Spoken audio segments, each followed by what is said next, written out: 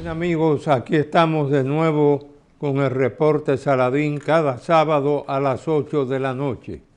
Y por supuesto, dentro de la sección de análisis y comentarios que efectuamos, siempre tratamos de traer temas que sean realmente de mucha relevancia para nuestro público televidente y por supuesto que en una situación como la actual, donde las relaciones bilaterales con el vecino país de Haití tienen el significado que tienen, hay que ponerle atención a una declaración que diera precisamente el presidente del Consejo Presidencial de Transición, el señor Fritz Alphonse Jean, el cual advirtió que el país se enfrenta a un caos construido por años y sobre todo que en Haití actualmente ese caos no ha caído del cielo, sino que es un caos construido durante 15 o 20 años, denunció el presidente del Consejo de Transición, CPT, ahora que va a concluir el 7 de agosto próximo su periodo, porque como es rotatoria la presidencia del Consejo Presidencial de Transición de Haití, él concluye su mandato el 7 de agosto próximo y por eso ha insistido en hacer ese planteamiento de que para abordar la crisis de Haití hay que, óigase bien, analizar las relaciones incestuosas, llama él, entre comillas, entre el sector privado y la delincuencia que predomina hoy en Haití. Y muy especialmente, cómo el Estado ha sido secuestrado por el sector privado. Y una serie de políticos también que han estado influenciando grandemente. Uno de ellos recientemente se anunció que fue detenido en Florida, en Miami. Por eso ese titular de Haití, un país secuestrado, independientemente de lo que significa toda esa situación y las implicaciones que tiene dentro de República Dominicana, porque ustedes saben que el Consejo Económico y Social, el más conocido, los acrónimos como el CES,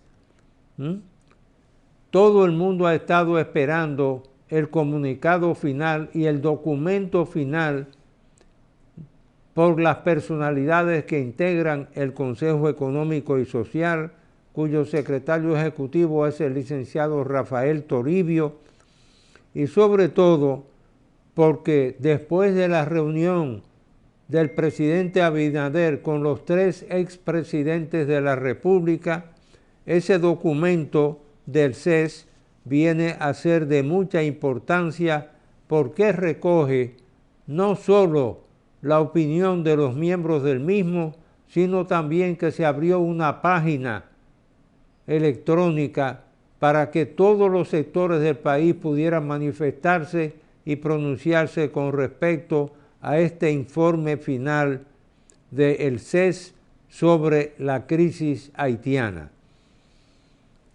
En consecuencia,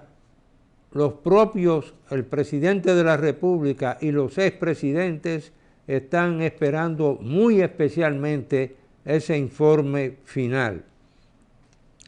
Por otra parte, sectores también aquí en República Dominicana han estado insistiendo en las preocupaciones que crecen en relación con el comportamiento del dólar y sobre todo su impacto en la economía.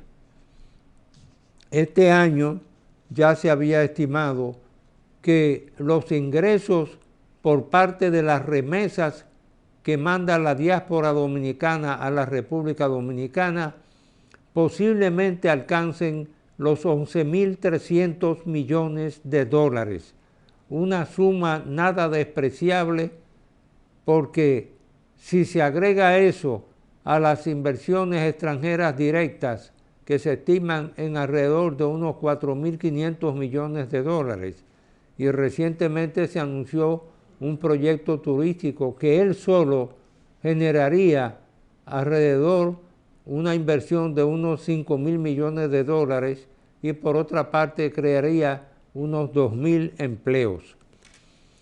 Por otra parte, se ha estado insistiendo también a nivel internacional en el seno de las Naciones Unidas en la creación del Estado palestino, independientemente junto a Israel.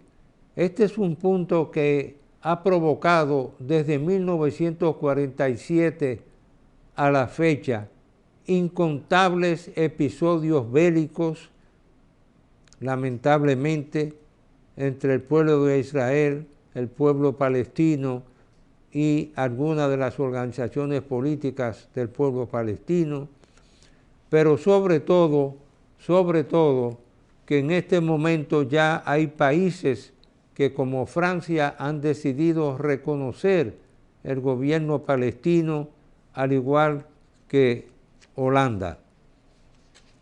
Por otra parte, como lo decía anteriormente, el 82.7% de los dominicanos que viven en el exterior, en Estados Unidos, viven en los Estados Unidos de América, y el estimado de los ingresos por las remesas en el presente año alcanzaría los 11.300 millones de dólares. Y por supuesto, en los casos de países como México, hay que mencionar que por la presencia de ciudadanos mexicanos en los Estados Unidos de América, las remesas generan 28.000 millones de dólares anuales, inclusive un monto superior al que generan las exportaciones de petróleo de México al exterior. Y en el día de hoy vamos a tener a un invitado muy especial, porque el ingeniero Eliosiris Perdomo es un invitado muy especial.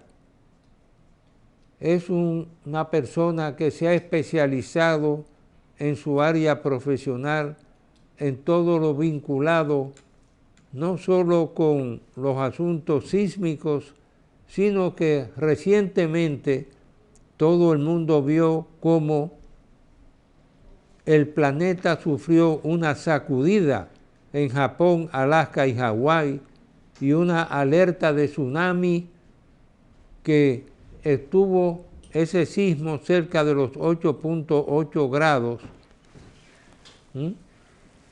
que es una noticia del 30 de julio. Hay que destacar, pues, que son muchas las noticias e informaciones, pero sobre todo hay una que está relacionada directamente con el turismo de República Dominicana, y es que el sargazo es un reto que pone en peligro el turismo global, como lo han dicho la prensa escrita en nuestro país. Y sobre todo que el calor que ha existido este año, y sobre todo la presencia del sargazo, tanto en las playas de Europa como en el sudeste asiático y en las playas del Caribe, ponen en peligro ese sector que está creciendo a una velocidad impresionante. Es uno de los pilares de la economía dominicana.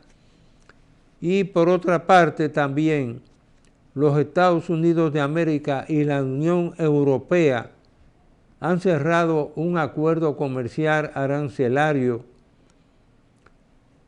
Ese pacto incluye aranceles que van hasta un 15% a productos europeos, y a su vez los países miembros de la Unión Europea se comprometen a comprar energía en los Estados Unidos de América por un monto de 750.000 millones de dólares.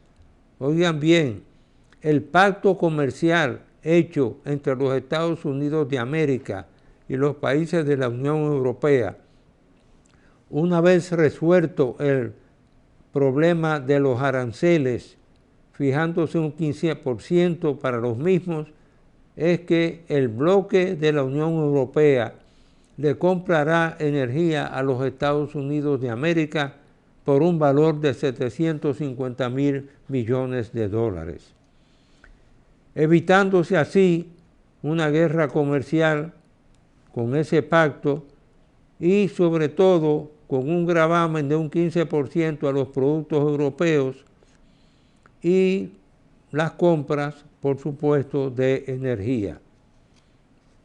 Otro de los sectores que también ha sufrido los embates de la coyuntura económica presente es el sector de la construcción, que ha perdido impulso de una manera sostenida, independientemente de que también, como lo ha comentado un economista de la experiencia de Andrés Aguajer Hijo, sobre la trampa del gasto corriente, de cómo el gasto corriente se dispara en una forma tal que obliga prácticamente a endeudarse interna y externamente, y sobre todo las tendencias que llevan las tasas de interés por parte de la Reserva Federal de los Estados Unidos de América, que han subido a uno de sus picos más altos, mientras en nuestro país se han mantenido más o menos estáticas. Independientemente del hecho de que hay una confrontación entre el Poder Ejecutivo de los Estados Unidos de América y la Reserva Federal de los Estados Unidos, donde prácticamente el Poder Ejecutivo norteamericano ha buscado todas las formas, incluyendo una visita física a la Reserva Federal, en la que se pudieron advertir las contradicciones que existen entre la Reserva Federal y el Poder Ejecutivo de los Estados Unidos. Por otra parte,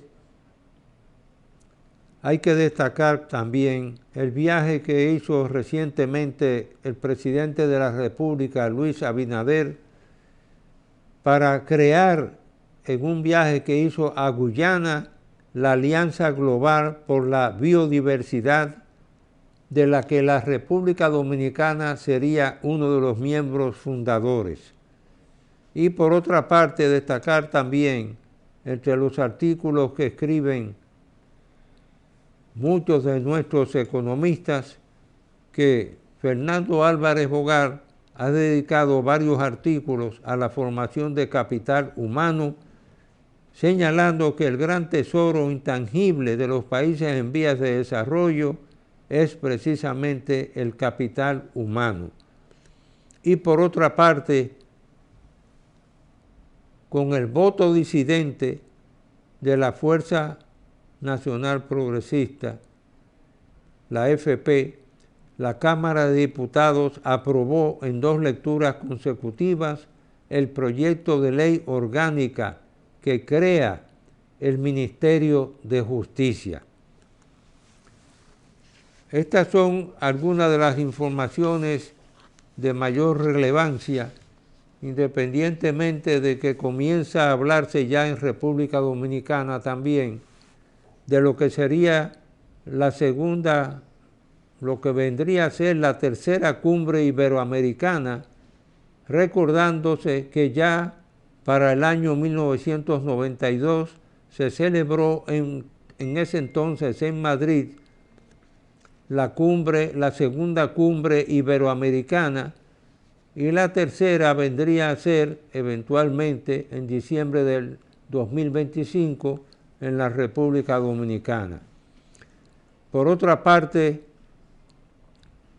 aunque se han reconocido los esfuerzos que ha hecho en materia de seguridad fronteriza la Organización de Estados Americanos, con esa visita que hizo el secretario general de la OEA, Albert Randin, acompañado del ministro de Defensa, teniente general Carlos Fernández Onofre. Estos realizaron un extenso recorrido por la frontera dominico-haitiana. Pero, como lo titula también otro de los periódicos escritos de República Dominicana, Randin ante la bomba de tiempo haitiana. Eso fue el Listín Diario que publicó esa información, ese titular el 19 de julio. Y entre los países expuestos por el impacto de los aranceles, por supuesto que figura nuestro país, aunque no se han conocido negociaciones directas entre ambos países. Por último, una noticia de carácter cultural, porque, como lo he destacado muchas veces, en el caso de Inglaterra, la cultura aporta el 6% del Producto Interno Bruto, y por eso hay que destacar esta exposición que se hizo de una de las glorias de la cultura española, Antonio Pras Ventós, el cual residió en República Dominicana durante muchos años, y actualmente se realiza una exposición en el Museo Bellapar. La cultura, como decía Emilio Mira y López, es lo que queda cuando no queda nada. Y por otra parte, Haití está enviando 150 soldados a México para prepararse más, y dentro de ese programa de cooperación, en medio del repunte de la violencia que hay en Haití, se ha programado que 700 soldados serán entrenados en México hasta el momento en que Haití tenga la capacidad de nuevo de formar un ejército nacional, el cual fue disuelto allá por el gobierno de Jean Beltrán Aristide, siguiendo recomendaciones de ese Premio Nobel de la Paz costarricense, y se cometió un grave error porque uno de los polos del poder en Haití era el ejército de ese país, y por supuesto que ahora se busca revivir ese ejército haitiano con el entrenamiento de estos 150 soldados en México, que pueden llegar hasta un total de 700 en la capacitación y entrenamiento. Hacemos una breve pausa y retornamos en unos instantes.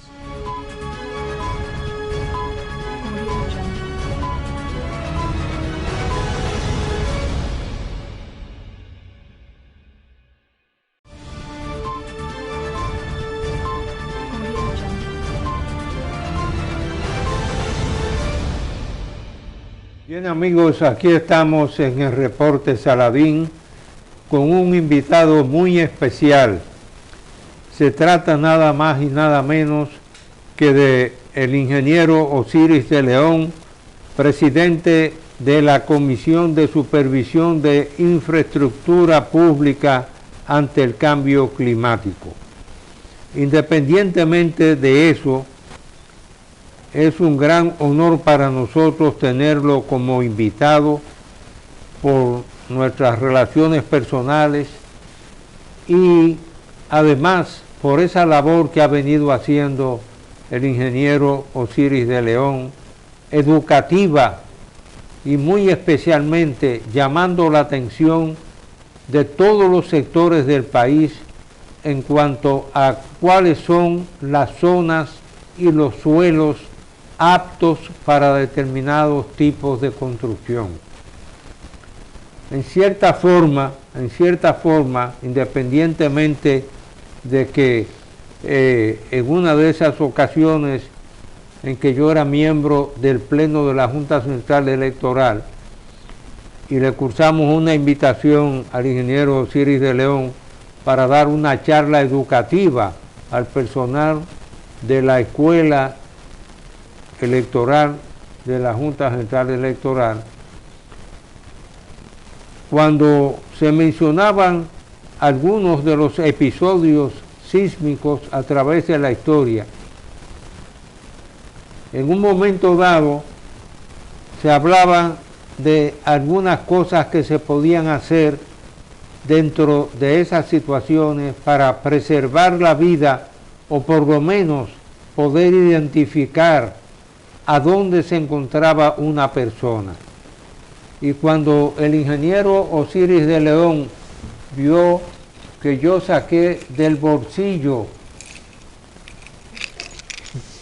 este pito que ustedes ven aquí, este pito ha salvado más vidas en caso de sismos y de terremotos, porque el oído de los perros de salvamento es tan agudo que puede detectar precisamente, aún con el débil sonido del pito, el lugar donde se encuentran atrapados algunas personas.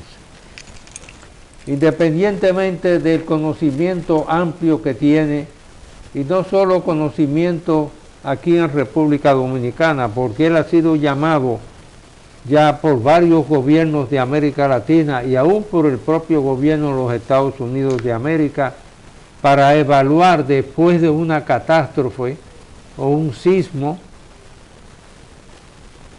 Vamos a dejar que sea él que nos transmita esas experiencias y luego entraremos en un tema eminentemente educativo de qué hacer para educar a la población ante el fenómeno, ya que recientemente hubo un sismo de 8.8 grados en Japón, Alaska y Hawái, donde se llegó a dar una alerta de tsunami.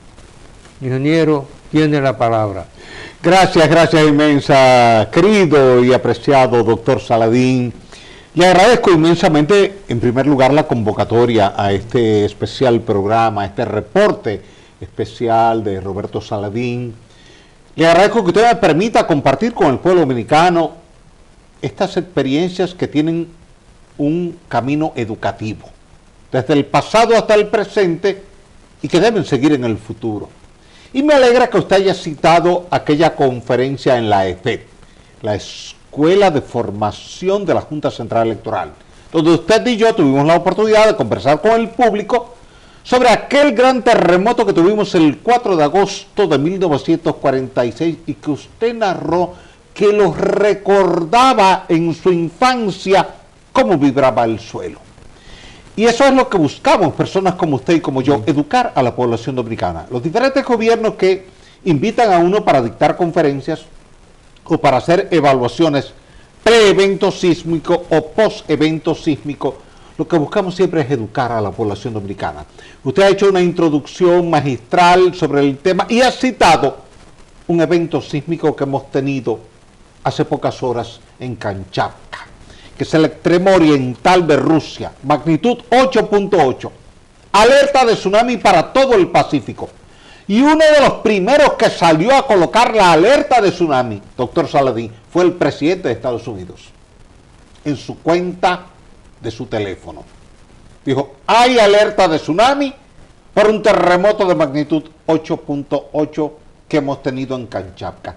Es la primera vez que yo veo, doctor Saladín, un presidente de Estados Unidos, ante una situación de esa naturaleza, ser de los primeros en tomar la iniciativa de informar y alertar a la población de la posibilidad de un tsunami. Y eso significa ganancia de causa en el mensaje de la sismicidad.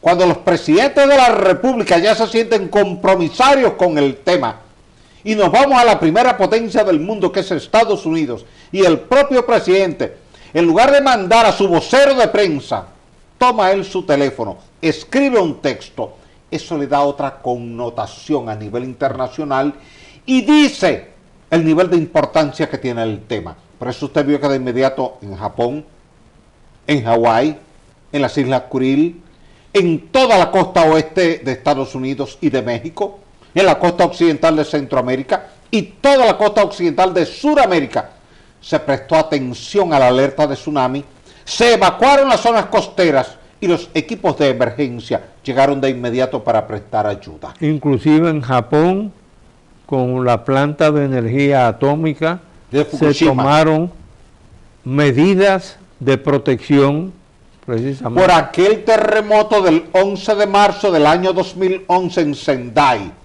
donde el oleaje penetró a la planta, dañó las bombas de agua y hubo un sobrecalentamiento de uno de los reactores, y aquello generó un escape de radiactividad que todavía al día de hoy afecta a la región del Pacífico y toda la región circunvecina de Japón.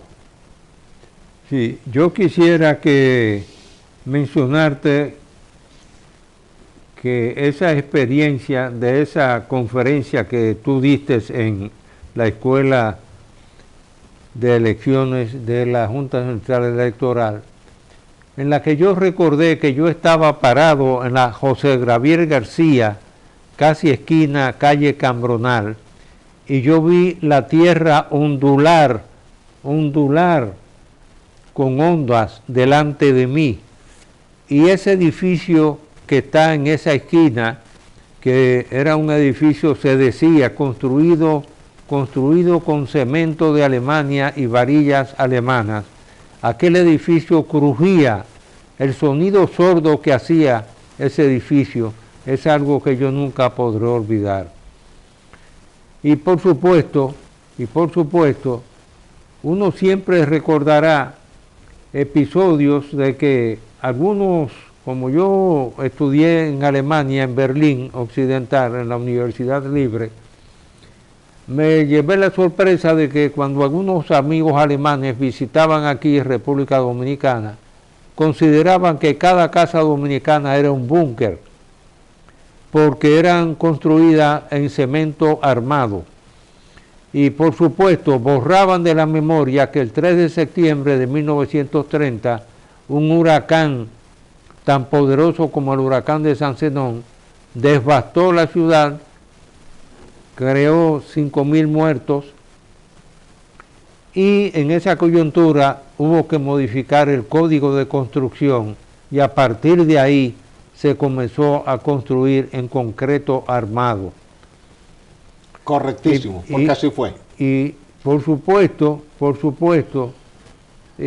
muchas veces, y tú has insistido mucho en ese punto, continuando la labor que hizo el ingeniero Fellito Corominas también, Pepín, que fue uno de los promotores de que se adoptase un código antisísmico. así es. Yo viví 2 sismos, uno en Chile, en Santiago de Chile, con motivo de una visita que hicimos, una delegación de la Universidad de Santo Domingo, y me di cuenta de cómo los chilenos tomaban ese fenómeno, y lo viví también en Japón, y me di cuenta la confianza, la autoconfianza que tienen los japoneses en lo que son las estructuras de concreto armado que tienen, porque saben que están hechos con un sistema en el que prácticamente no habrá destrucción de esas estructuras por la base que se ha construido para esos edificios. Es correcto. Independientemente de eso, pues las casas de los japoneses son casas de madera y de materiales livianos. Y flexibles. Y ellos le temen más a los incendios por las cañerías de gas que a los propios sismos, dicho sea de paso. El terremoto de Kobe en enero del año 95, precisamente, el daño en Kobe fue el incendio. no el terremoto. Porque al zafarse las tuberías de gas, hubo un escape de gas parecido a lo que ocurrió en California en 1904 con aquel terremoto. Se zafaron las tuberías, hubo escape de gas, el incendio vino inmediatamente y se quedó fuera de control. Todas las cosas que hoy día trabajan muy bien países como Japón, como Chile, estados como California, es que las tuberías de gas o cañerías de gas, como le llaman algunos, sean a prueba de eventos sísmicos, llevándola a un alto nivel de flexibilidad. En lugar de utilizar una tubería rígida, utilizan una tubería flexible, generalmente de polivinilo, poliuretano, cualquiera de esos polímeros, de forma tal que tenga suficiente flexibilidad para que con el vaivén del sismo no rompa o no se zafe y no se escape el gas que está a presión, porque cuando el gas está en una concentración entre 5% y 15%, estalla con cualquier chispa que se genere por el roce entre dos metales. Por eso se tiene mucho cuidado, porque en grandes terremotos que hemos tenido en la historia, doctor Saladín, el daño mayor no fue por la carga sísmica, sino por el incendio posterior al evento sísmico. Al evento sísmico, sí. Quisiéramos escuchar de parte tuya cuáles serían las principales recomendaciones en esta situación, ya que la frecuencia de algunos sismos en Puerto Rico en años recientes y también en algunas zonas del Caribe nos indican que, y tú lo has señalado, que ya pasó un periodo de 50 años, tú lo has señalado. ¿Cuáles serían tus principales recomendaciones? Recordando, sí, que de acuerdo a un rumor que circuló hace unos años aquí en la capital, aparentemente se quería construir un nuevo palacio para la Policía Nacional en la zona de El Millón, pero que apareció en esa zona arcilla expansiva y hubo que descartar ese proyecto. No sé si ese rumor se llegó a confirmar de si era verdad o no era verdad, pero la realidad es que tú mismo has señalado en la categoría y clasificación de las áreas y terrenos de la capital, cuáles son esas áreas donde teóricamente deberían de adoptarse medidas especiales en materia de construcción. Es así, doctor Saladín. Mire, el sector El Millón podemos dividirlo en dos bloques. El Millón Sur, que es el que da a la 27 de febrero, y el Millón Norte, que es el que da a la Gustavo Mejía Ricard. El Millón Sur es roca caliza coralina rígida, como la que usted tiene en la Bolívar, en el Mirador del Sur, en la Anacaona, en la 27 de febrero. Pero ya hacia el bloque norte del Millón es arcilla de alta plasticidad que tiende a la expansividad a la que usted hace referencia. Cuando usted tiene la necesidad o la obligatoriedad de construir sobre ese tipo de arcilla, no puede ni debe construir bajo el mismo criterio con que usted lo hace donde usted tiene una roca rígida. Porque cuando usted tiene un terremoto, hay dos tipos de comportamientos totalmente distintos. La onda sísmica, que viene desde el punto focal o hipocentro, viaja a través de la roca a alta velocidad y no se amplifica porque toda su energía elástica la consume en velocidad. Pero cuando llega a un sector como el Millón Norte, o llega a San Jerónimo, a Las Lauras, a la Castellana, a los Prados, a los Jardines del Norte, a los ríos, lo que hay es arcilla. La arcilla, por ser un material altamente flexible, ralentiza el tránsito de la onda sísmica de corte, que es la que lleva el 70% de la energía elástica y puede destruir. Por tanto, al no poder viajar a una alta velocidad, la diferencia de energía la consume en amplificación. Por eso usted veía un suelo que ondulaba cuando usted era niño con aquel terremoto del 46. Ondula porque la onda realmente ondula, sube, baja como una onda sinusoidal, como una onda seno, que sube a +1, baja a 0, baja a -1, sube a 0 y ahí se cumple su periodo y se repite. Cuando usted tiene una roca, esa amplitud es mínima y la frecuencia es alta, por tanto no hay daño a la estructura. Cuando usted llega al suelo flexible de Santo Domingo Norte o Santo Domingo Oeste, o llega al suelo de Valle del Cibao, Santiago, La Vega, Bonao, San Francisco de Macorís, Salcedo, Tenares, Villa Tapia, Villarriba, Arenoso, ahí se amplifica y viene el daño. Por eso cuando usted revisa la historia, doctor Saladín, usted se va a encontrar que el terremoto del 2 de diciembre de 1562 destruyó a Santiago y La Vega, pero no hizo nada en la ciudad colonial. Sí. Todavía ese terremoto que usted sintió en el 46 no hizo nada en la ciudad colonial a nivel de destrucción por las rocas, que produjo un efecto de blindaje sobre las estructuras. Sí.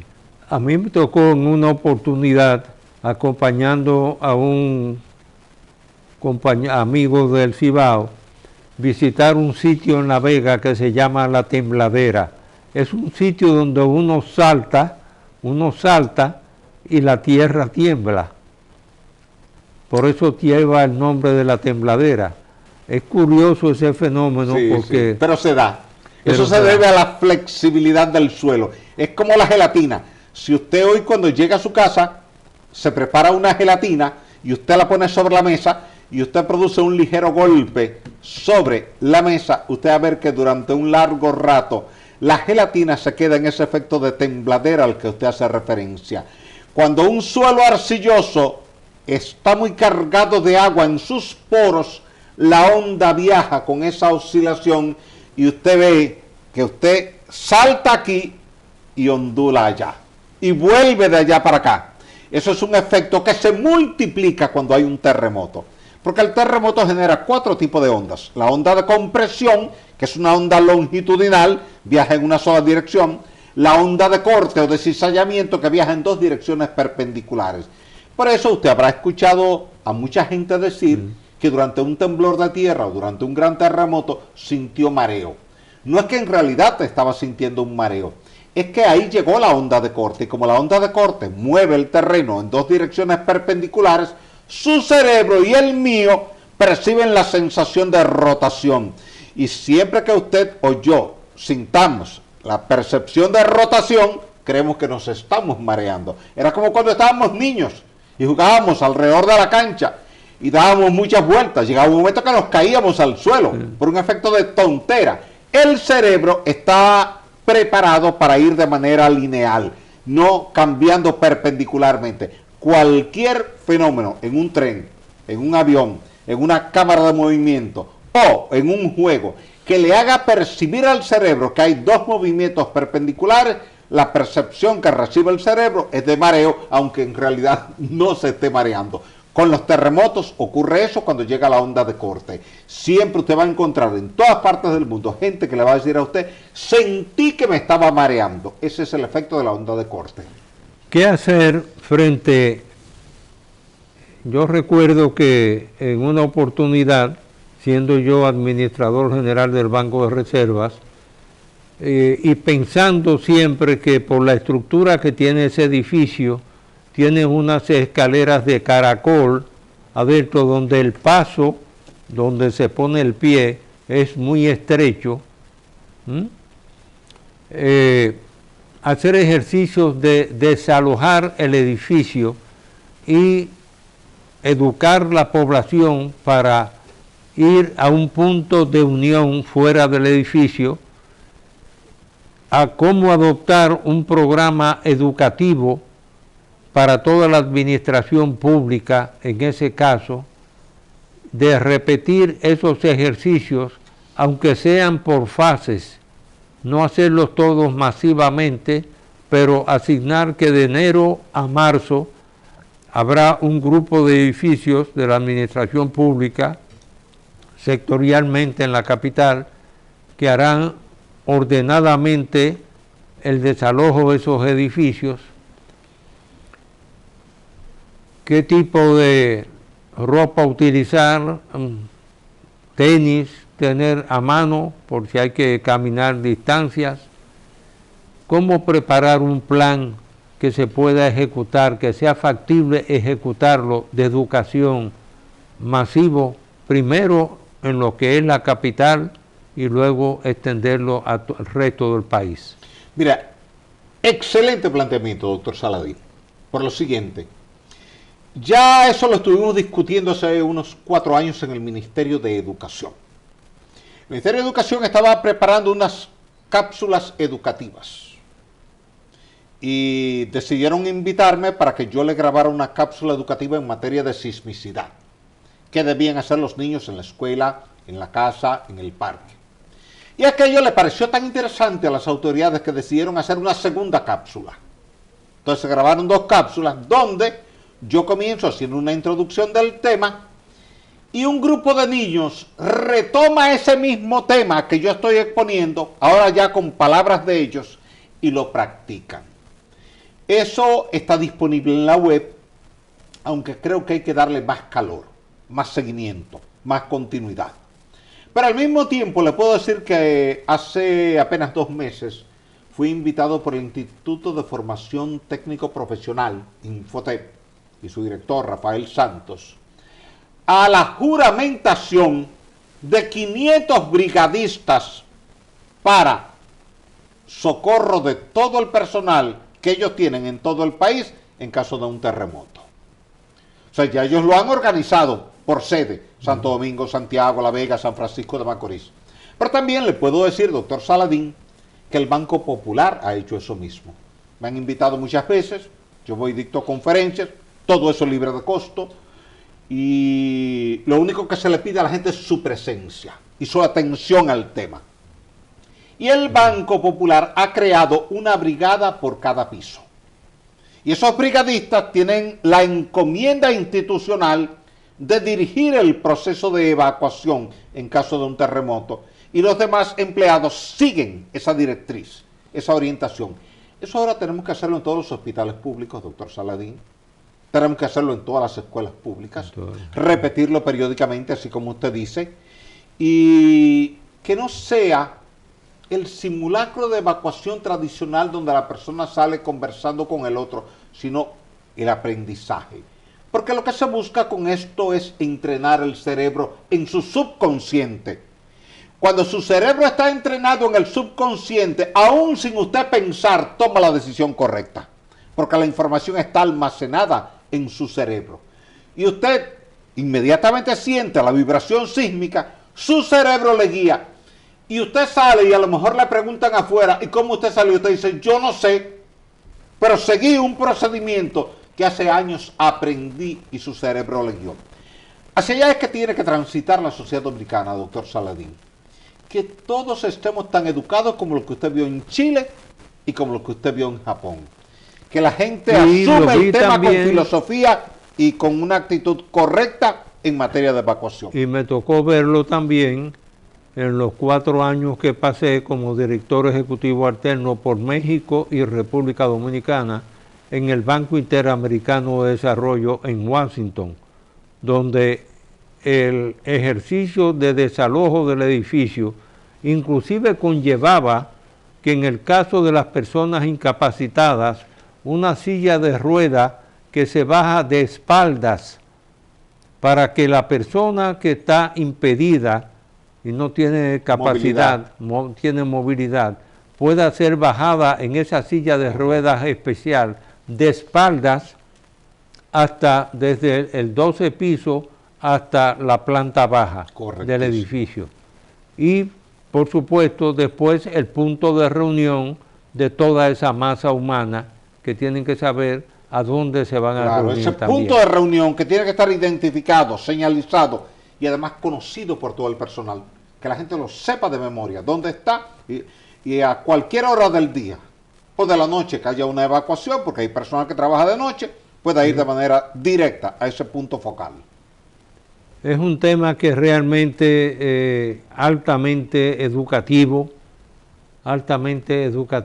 y nosotros, a los que nos tocó por mera casualidad estar como embajador en Washington 2 veces que ocupamos esa honrosa posición, vimos como un fenómeno un poco extraño, cómo ese terremoto de Haití, 12 de enero del 2010. 12 de enero del 2010, al mismo tiempo la Embajada de Chile está situada apenas a 2 casas de la Embajada de Haití, que fue una donación de Taiwán. Ajá. Cuando se rompieron relaciones, el gobierno de Taiwán decidió donar esa casa al gobierno de Haití, y por eso está esa Embajada de Haití en la Massachusetts Avenue.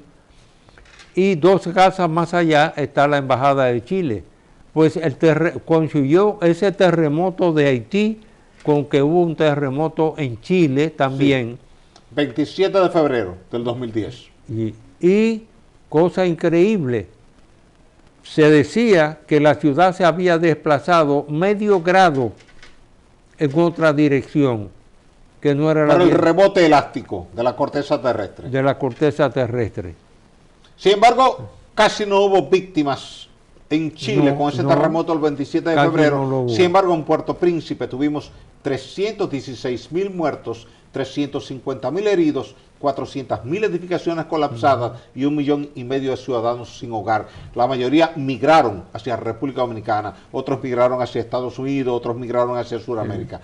Pero fue una señal clara de que los terremotos están en nuestros territorios. Ese terremoto de Haití, doctor Saladín, está registrado en la historia sísmica de la humanidad como el segundo terremoto de más muertes en la historia del planeta Tierra, desde que se llevan registros, solamente superado por el terremoto de China de 1556, que tuvo 850.000 muertes. Sí. El tiempo es breve en la televisión y muchas veces quisiéramos alargar las entrevistas, sobre todo con una persona como el ingeniero Osiris de León, que en nuestro país está llamado a una labor educativa a tiempo completo, porque sobre todo, en el sector educativo se necesita más que en otros sectores, independientemente de la prioridad que representan todos los otros sectores. Y me ha alegrado mucho saber que el Banco Popular Dominicano ha hecho esos ejercicios de desalojo ordenados de sus edificios. Pero siendo el tiempo tan corto, yo creo que en una próxima oportunidad podremos completar y ya con más información, por lo menos a nivel de planos de diferentes zonas geográficas del país, reiterar una invitación al ingeniero Osiris de León para volver de nuevo a un programa educativo.